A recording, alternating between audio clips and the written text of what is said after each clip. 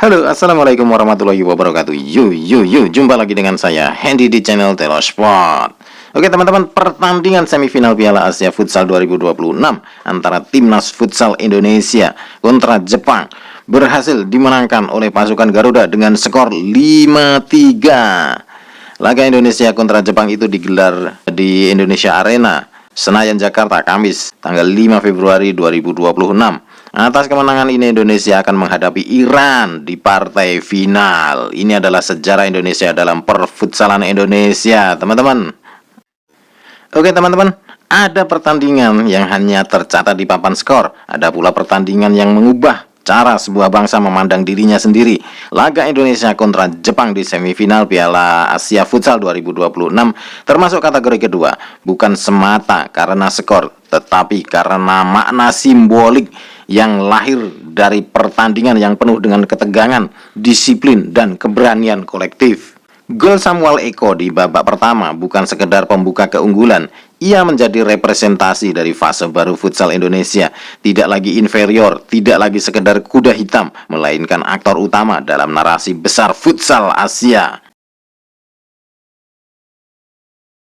Selama 2 dekade terakhir, Jepang adalah patron futsal Asia. Mereka memiliki infrastruktur, liga profesional yang stabil, kurikulum pembinaan usia dini, dan pengalaman tampil di level dunia. Indonesia sebaliknya, lama dikenal sebagai tim potensial namun inkonsisten. Talenta ada, tetapi sistem tertinggal. Karena itu, ketika Indonesia menghadapi Jepang di semifinal, posisi psikologis awal sangat timpang. Jepang datang sebagai favorit, Indonesia datang dengan harapan dan keberanian. Namun disinilah perubahan besar terlihat. Indonesia tidak lagi bermain reaktif. Sejak menit awal, pressing dilakukan tinggi, rotasi pemain berjalan rapi, build up tidak lagi panik, transisi bertahan menyerang berlangsung cepat dan terstruktur. Gol Samuel Eko lahir bukan dari keberuntungan, melainkan dari hasil dari tekanan kolektif, sebuah kemelut yang terjadi karena Jepang dipaksa bertahan terlalu dalam. Ini detail kecil tapi penting. Indonesia yang memaksa Jepang, bukan sebaliknya. Dalam banyak olahraga selalu ada figur yang menjadi simbol transisi generasi. Samuel Eko dalam laga ini berperan seperti itu. Bukan karena satu gol, tetapi karena cara ia bermain. Ia tidak hanya menunggu peluang, ia aktif membuka ruang, melakukan pressing pertama, dan menjadi titik awal transisi menyerang. Tipikal pemain futsal modern, cepat, cerdas secara posisi, dan berani duel. Golnya terasa sederhana, tetapi secara naratif itu adalah gol yang berat secara psikologis. Jepang jarang tertinggal lebih dulu dalam laga krusial Asia. Ketika itu terjadi, tekanan mental berpindah kubu. Bagi Indonesia, gol ini seperti pernyataan, kami pantas berada di sini.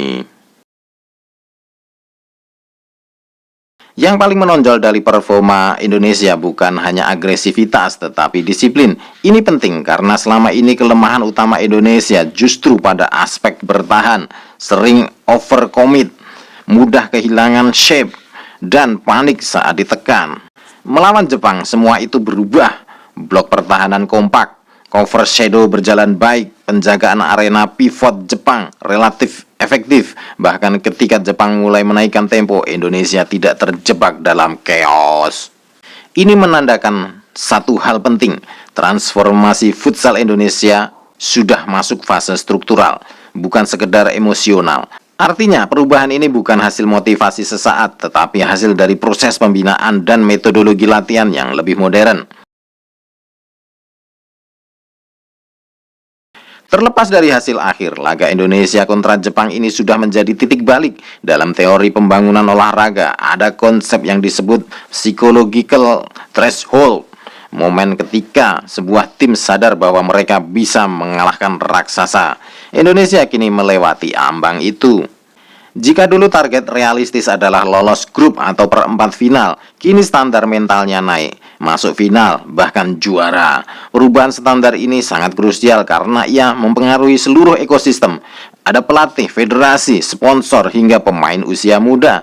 Anak-anak yang menonton laga ini tidak lagi bermimpi sekedar bermain di liga lokal atau hanya bermain di level sekolah. Mereka kini bermimpi mengalahkan Jepang, Iran, Thailand, bahkan Brasil. Dalam mimpi kolektif adalah bahan bakar utama prestasi jangka panjang. Dari sisi Jepang, laga ini juga penting. Mereka tidak kalah kualitas, tetapi terlihat bahwa gap teknis dengan Indonesia kini menipis.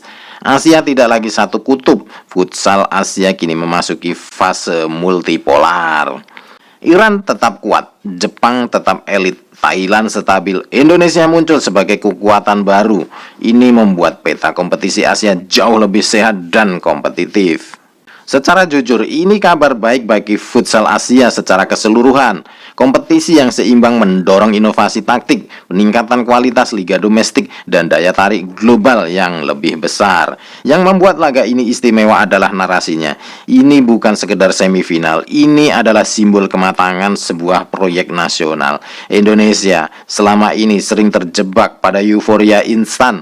Satu kemenangan langsung dianggap revolusi. Kali ini berbeda, kemenangan atau keunggulan atas Jepang terasa logis, bukan ajaib. Karena ia lahir dari fondasi pembinaan usia muda yang mulai konsisten, liga futsal yang semakin kompetitif, pelatih dengan pendekatan taktis modern, pemain yang terbiasa dengan intensitas tinggi. Dan ini bukan keajaiban, ini adalah hasil kerja. Jika sepak bola Indonesia masih bergulat dengan problem struktural, futsal justru bergerak lebih cepat dan lebih rapi. Ia menjadi laboratorium keberhasilan sistem olahraga nasional. Laga Indonesia kontra Jepang ini bisa dibaca sebagai metafora besar. Ketika sistem berjalan, potensi berubah menjadi prestasi. Samuel Eko hanyalah satu nama. Di baliknya ada puluhan pemain, staf pelatih, analis video, fisioterapis, hingga akademi muda. Akademi pada usia muda yang bekerja dalam senyap, dan publik akhirnya melihat hasilnya.